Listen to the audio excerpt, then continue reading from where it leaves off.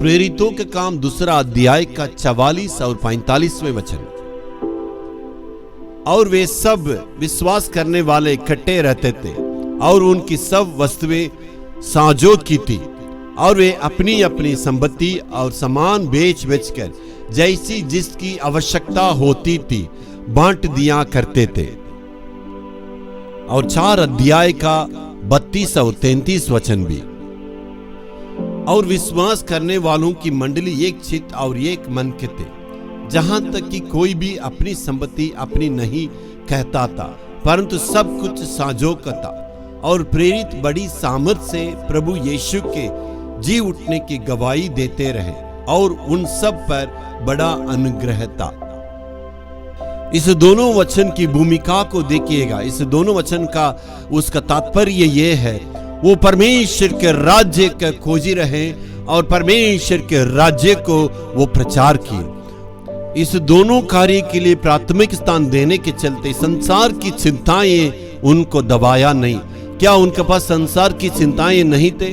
उनके बाल बच्चे नहीं थे, समस्याएं नहीं थी, परिवार की बातें थी।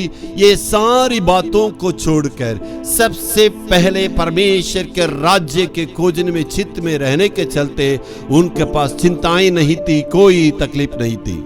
वे परमेश्वर के राज्य को ढूंढने की मकसद से रहने के चलते उनका जीवन में चिंताएं नहीं आई। इसका मतलब उस चिंताएं आने के बावजूद भी परमेश्वर उस पर जय पाने के लिए अनुग्रह दी।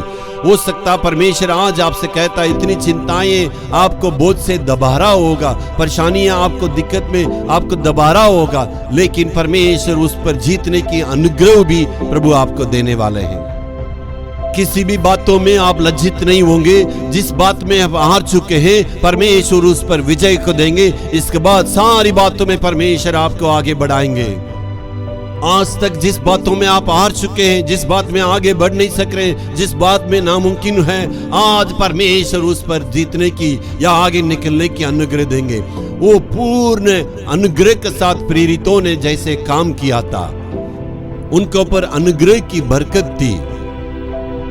परमेश्वर के राज्य के लिए यदि आप प्राथमिक स्थान देंगे तो आपको ऊपर अनुग्रह बढ़ेगा, आप सारे कार्य में जीत पाएंगे। Hallelujah, hallelujah.